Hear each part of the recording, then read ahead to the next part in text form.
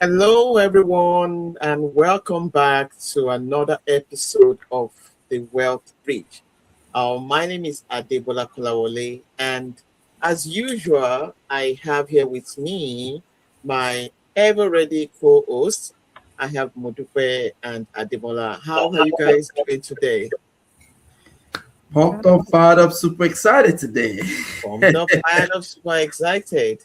And Modupe, what about you? How is it over I'm your doing at your end? fantastic. Excited to keep it rolling. Excited to That impact. is great. That is great to Good hear. to have you I'm all. I'm glad that we're back again, and I believe today we're gonna, give. I mean, the people out there, our listeners, we're gonna give you something to actually think about, and something that will really, make a difference in your life. A difference in your life. All right. So, without wasting time, we're just gonna dive into it. And just before we start the discussion, I just wanted to, to just mention some things and to sort of prepare our mind for what we have today. We've spent time talking about how to make money on this podcast, The World Bridge, and we hear it here and there, on social media, how to make money. But tonight, we're going to be asking a different question. You know, how protected is the money that you've already built your life around? Because earning six figures doesn't automatically mean you're financially secured. We've had a discussion about that also on the Wealth Bridge. You can have a great salary and still be, only two paychecks away from financial stress. Yeah. So what happens when the paycheck that holds everything together just suddenly stops? What happens? A lot of people don't think about it. And here is what makes this conversation very important. Income can stop for many reasons.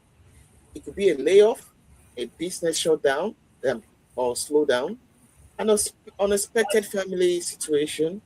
It could be disability, an industry change, or simply maybe the employer is just making a decision you never saw coming. But if your income stops today, or stops tomorrow, or anytime soon, how long will your current lifestyle continue? Have you ever thought about it?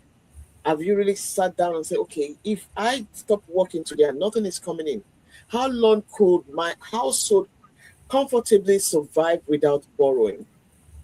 30 days, 60, or 6 months? Or maybe you're not even sure because tomorrow the mortgage or rent is still going to be due. The groceries still have to be bought. The car payments still have to be paid. Those things will not disappear. Your children's need don't stop. So this, today's discussion is not about just making you live in fear. It's about having the right financial strategies in place so that when life happens, you have choices instead of panic. Mm, So tonight we're going to talk about what it actually takes, what it takes to protect our finances from life's unexpected disruptions. And without wasting any further time, let's dive into it. Udupe and Demola are ready to help me with this. I can't do it by myself. So I'm glad they're here with me. So I'm going to start with some of the questions that, we we hear and they say a good salary can create the appearance of financial security, but like we've established, income and financial, you know, resilience are two different things. So how long could you actually survive? Let's talk about the paycheck test. How long could somebody survive? If someone's income stopped today, what is the first thing they should look at to determine how financially prepared they are? I don't know who wants to go first. Who wants to help me with this one? You know, if I can someone's go. I can go okay, ahead with did you get a question, Mudipe? I sure did. Yeah. How long will it take you to bounce back if your income stopped today? Yeah. For lack of a better word. Yeah. And that's a good question. And so, if you're listening to us here right now, we're shouting a big good afternoon to you out there. If you're in the East Coast, it's definitely 3 p.m. your end. And if you're in the West Coast, it's 12 noon, and we're just eating the road running. And to that question again, which you called and you tagged the paycheck test, many people out there not asking these questions. And I think that's why we thought or we deemed it fit to ask you or have a conversation around this question. These are questions we should be having. And so, if someone's income should stop today, what is the first thing they should be looking at to determine how financially prepared they are? I'm going to start with what I call the financial runway. You know, the runway. Yeah. So picture it from that angle. So I'm coming from the standpoint of how many months can I continue or can you continue paying those essential, I didn't say those frivolous or luxurious expenses. I said essential, those necessities, using money you already have available, which means at that point in time when income should stop, what do we have in that reservoir without me necessarily going for my credit cards? What do I have in my reservoir without me taking loans or withdrawing from retirement account? What do I already have designated for what I call the raining days when I cannot step out there to go to work? And I think this exercise can be an eye opening venture, for lack of better word, because many people measure their financial health, their financial well being by their salary. Hmm. That's true. Debola opened us with that. So because you say, well, my take home is, or my gross take home, or my whatever gross salary is 100,000. Oh, my household makes 200,000. Okay. Oh, or my take home is 500,000. Whatever it is. But the important question is, how much of this take home or how much of this gross salary are we actually keeping? Keeping. That's Hmm. true. After we've taken care of the necessary, essential necessities. So if an household requires almost every dollar that comes in every month, then we have a problem. A high income can still leave you financially vulnerable, Hmm. which is why you will see we talk about this every now and then. We educate our community every now and then that it does not matter how much you earn. But what really matters is how much of what you earn do you literally keep? Keep. So your financial runway tells you how resilient or how vulnerable you are. And every single one of us needs to start doing that. I don't know if Demola is going to just take a bite at that as well, to give a little bit, pictorial representation about what we're talking about. Yeah, and this is very important because a lot of times people don't even know what comes in and what's going out. Mm-mm. And even if you start from that, there's so many times, we sit across the table from a client and you're doing something called a financial needs analysis for them. And basically, it's always crazy when you point out they're giving you all these expenses. And and when you show them this clear picture, they basically don't have any discretionary Idea. income because they are the minus. And most often, the only reason why they don't even know that they're in minus is because they're supplementing with credit cards, supplementing with things they shouldn't. So at times, it becomes very difficult for that financial picture to be very crystal clear, without doing some of all these things. But I want us to understand that it's very, very important in order for you to be able to know, what your financial picture is. You have to sit down at least and you have to take some accountability of what's coming in and what's going out. Absolutely. Wow.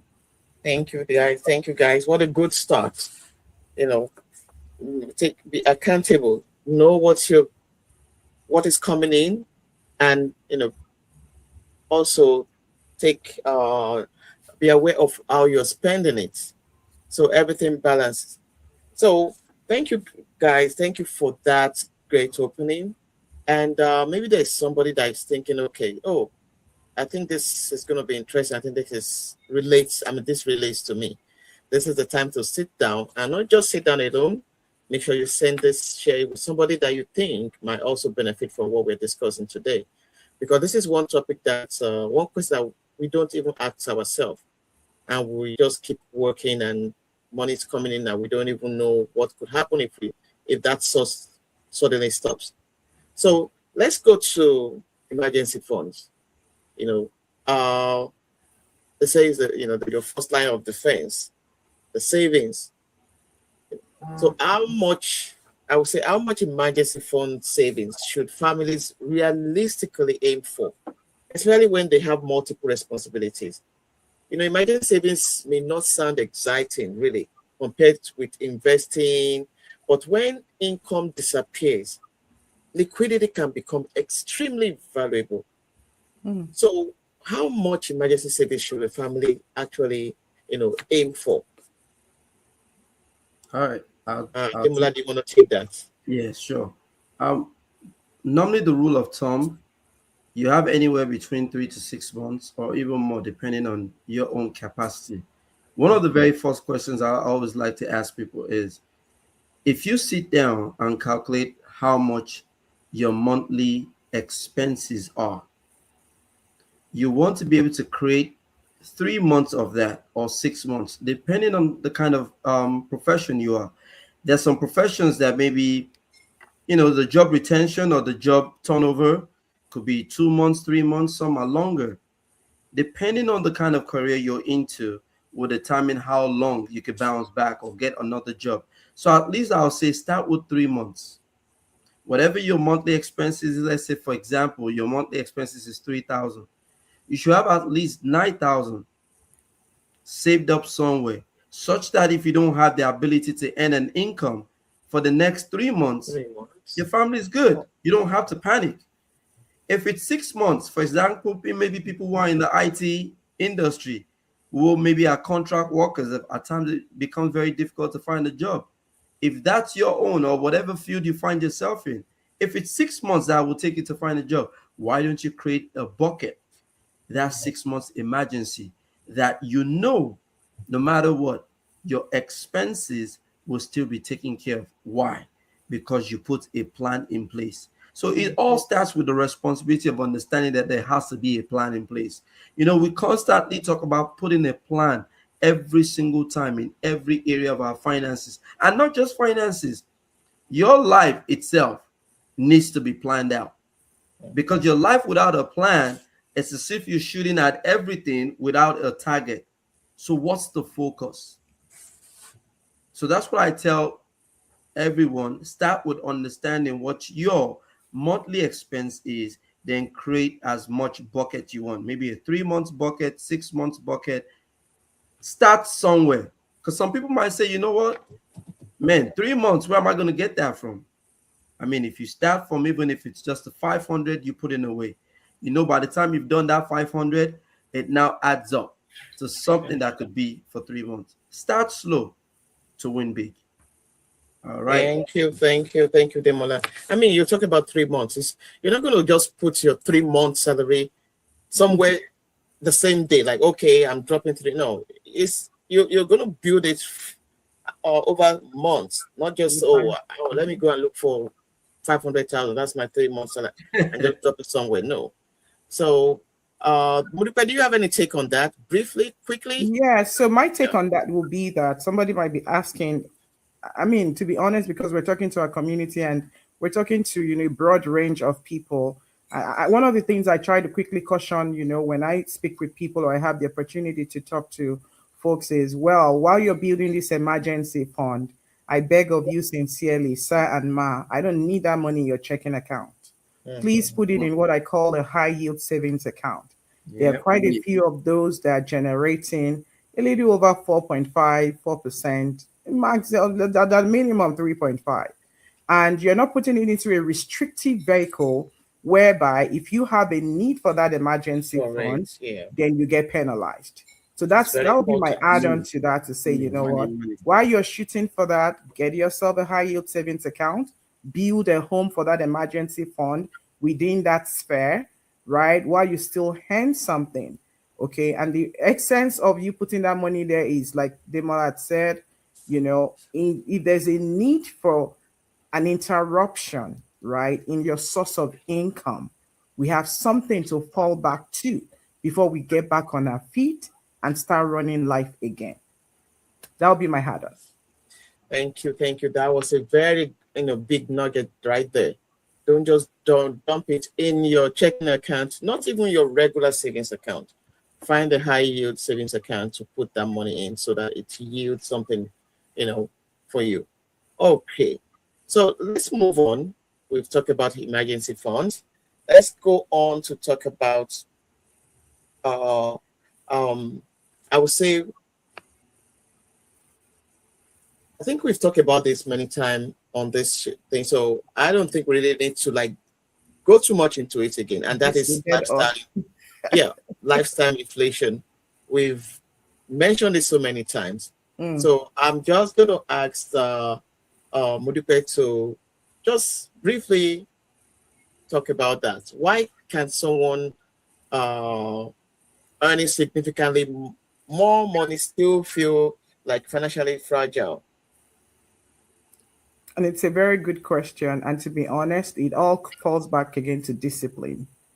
It falls back to discipline. And when it comes to spending habits, I mean, there's no point to be emotional about it. But you find out that a whole lot of people try to compete with the Joneses. A whole lot of people wants to look like the Joneses, right? Even though they might be the Phillips, but they want to look like the Joneses. And so because of that, it literally would drive them into a sport, right? That significantly increases their expenses. And when that expense is being increased at the expense of the inflow, uh, the result is negative. The result is not pretty. So because income can rise without wealth rising, in all honesty. So you That's receive a raise today, right? You've been living life before that raise came. But because now you have a raise, you literally already finding a house for that raise, a house to swallow that raise. Mm. You oh, see? a So you Impulse car, earn buying, more, then impulse, you move impulse into a thing. more expensive house. I Yeah. mean, a if new if car. many of us have been doing it in time past, it's time to say, you know what, let's grow up. Don't do it again. Let's stop it. That's why we're having this conversation in the podcast. We can do better, right? There's one of the very highly revered mentor, and I'm not going to mention her name. I mean, she says, I will not spend a dime on until I have made 5 times of that dime. You That see, time. that's when I literally say, now I am eligible to spend the dime. And I think it falls back again to discipline and it's a mindset shift. So there is nothing wrong with enjoying the result of our hard work. Don't get me wrong. But I'm tell myself all the time, I said, yeah, shoot. If you're not in Singapore today for your vacation, it's because you probably haven't worked hard enough to earn it. So shoot, that becomes my trigger to work harder. So the issue is when every single increase, right, in our income automatically creates another permanent expense, then we're knocking on the door into lifestyle creep. Mm. Maybe part improves your lifestyle, part increase savings, and part increase investing. But a simple strategy is to decide beforehand what happens when that income increases. You see, we should be very quick to move that income to another generating avenue Mm. than to moving it into an expenditure strategy. And that allows us to enjoy today while strengthening tomorrow. So the goal is to make sure that our wealth grows along with our lifestyle.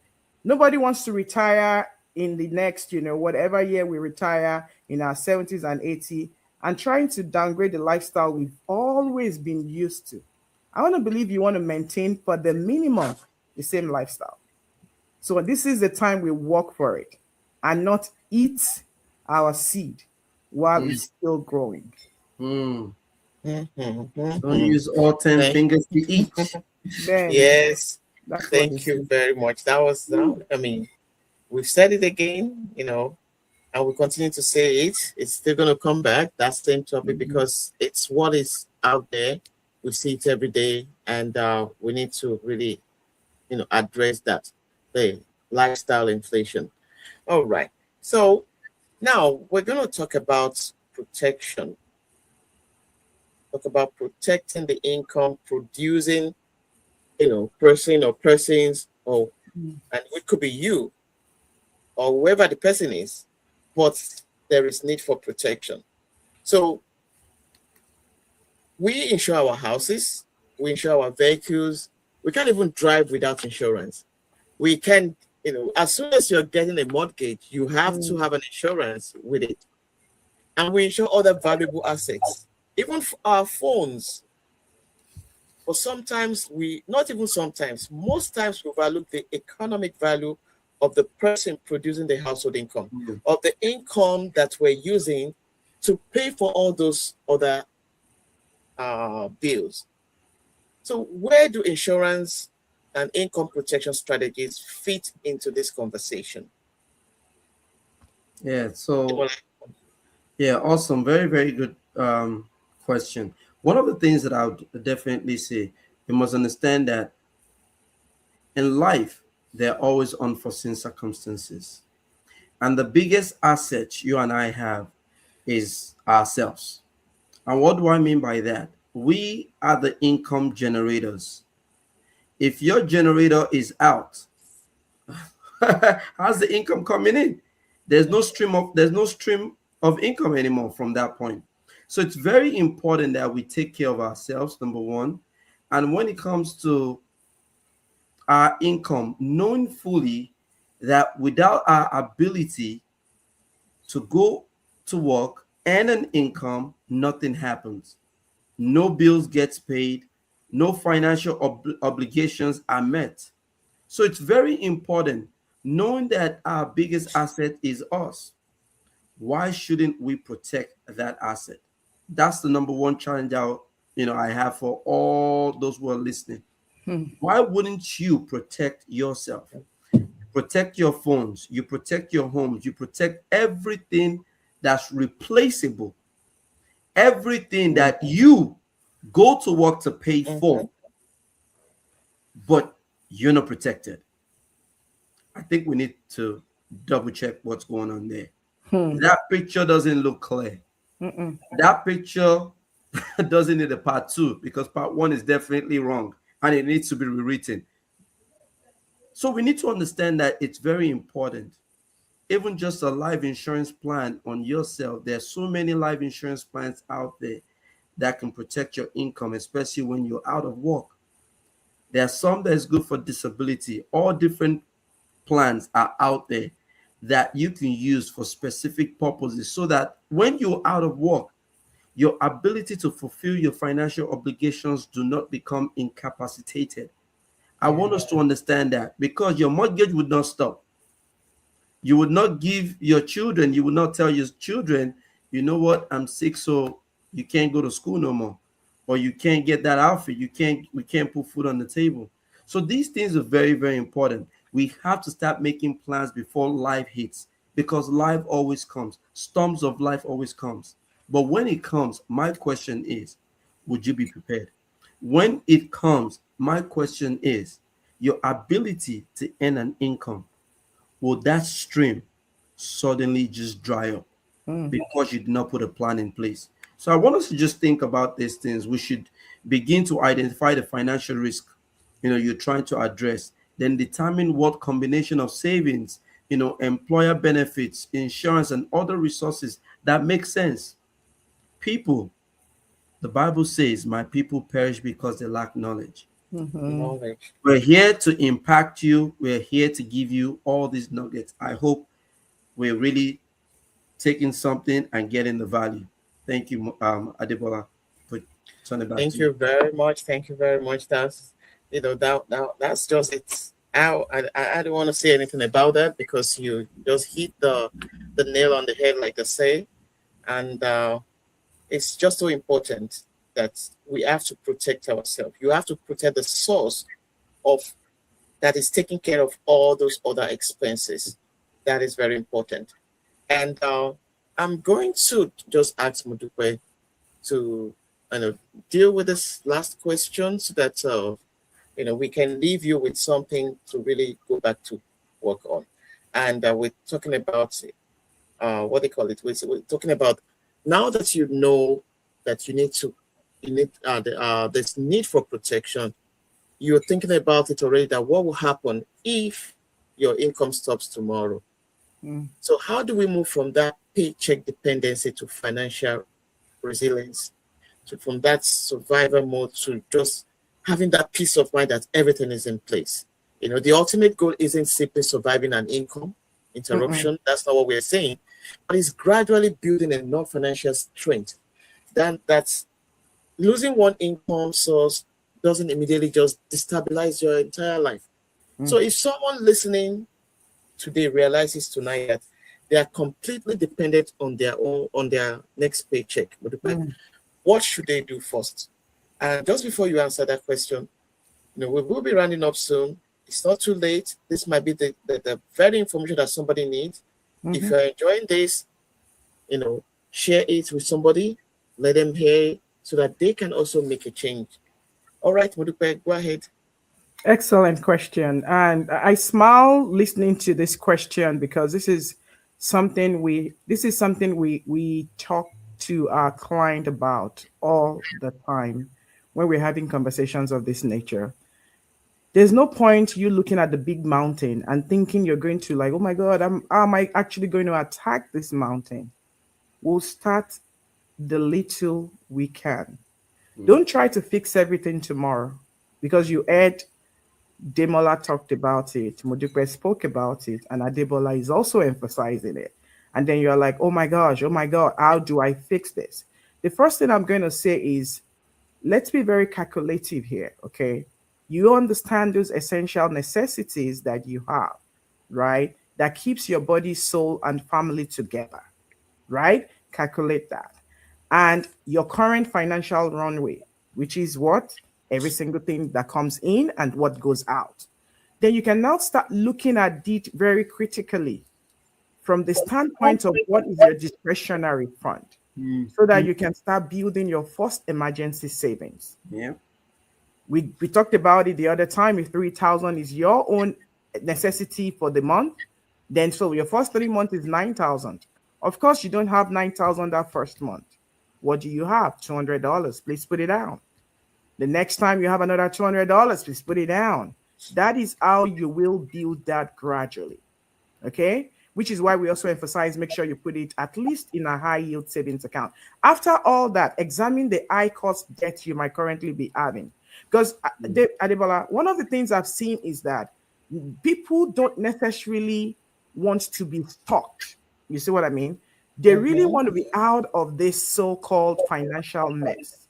But most of the time, individuals find out that they have been so engrossed in what we call the high cost debt that is so running into people here, especially in diaspora. There's credit card, there's these, so you've gotten all of these loans. Mm-hmm. Review your protection. And so that's really eating hard into what they have. Begin investing consistently when appropriate. Look at opportunities to increase or diversify your income. Or you're even out there and you're saying, Dupe, I don't understand Jack, what you're saying. Then it's high time you want to book, schedule an appointment with us. It's going to be complimentary. We will help understand where you're coming from so that we can have a curated, customized plan solely for you. And I'm going to say that, emphasizing that the goal isn't necessarily to become financially independent overnight. Like I sleep, I wake up, and here I am, I'm already financially independent. Mm-mm. It Uh, doesn't happen like that, Auntie Former. It doesn't happen like that, Uncle John. The first milestone may simply be moving from if I miss one paycheck, will I be in trouble? Or am mm-hmm. I in trouble? Or am I moving now to if something should happen, I have some time to take a thoughtful decision. Then maybe you may build this 3 months of so-called runway we're talking about. Maybe yours is 6 months. Maybe yours is even a year. Then investment and asset begin providing additional option. Mm. That's how financial freedom often develops. When you hear of somebody having, oh my God, this net worth, that net worth, that person is worth this, that person is worth that. They did not start just that same day. They built it over time. Not through one dramatic event, but Mhm. through years of intentional decisions that gradually now had reduced to what we call, reduce their dependence on the next paycheck. Those will be the areas in which I'm going to, lend to somebody listening to us. But most importantly, I definitely will recommend a complimentary conversation with a licensed financial professional who know what they are doing. And I make bold to tell you that the three of us here, we sure know what we're doing. Thank you very much. Thank you very much. And you've just rounded us up in a very great way. And I know that somebody got that message. You know, I don't want to waste our time so that we can, we won't keep you too long here. But, tonight's question was just simple. Mm-hmm. What would happen if your income stopped tomorrow? It's simple. A child would understand that question. So, what would happen? Ask yourself, quietly ask yourself about it. But maybe the bigger question is, what are you building today so that tomorrow's paycheck doesn't control your entire future? Because earning money is important, but earning without saving leaves you exposed. Earning without plans in place leaves you exposed. So saving without protecting also leaves you vulnerable. Building wealth without a plan can leave everything you've worked for at a risk. Mm. So for many of us in the immigrant community, we came here waiting to work incredibly hard, but the next stage of the journey has to be more than just working. Hmm. It has to be building intentionally. You have to build your emergency reserves. You have to protect your income, protect your family, control unnecessary debts, and create options. So if your income stopped tomorrow, what is the first financial expense you would worry about? Don't forget, like, subscribe, and share. And turn on your notifications so that you don't miss our next conversation. Until Mm-hmm. next time, this is the World Bridge, where we're not just talking anything. We're not just working for today. We're building, protecting, and preparing for tomorrow. We're glad you stayed with us. See you next time. And thank you, Modupe and Adimola. We nailed You're it. welcome. Let's My go God prepare for pleasure. bless the next one. everyone. All the time. Have a blessed weekend, everyone. Take care. Bye, everyone. Bye. Bye.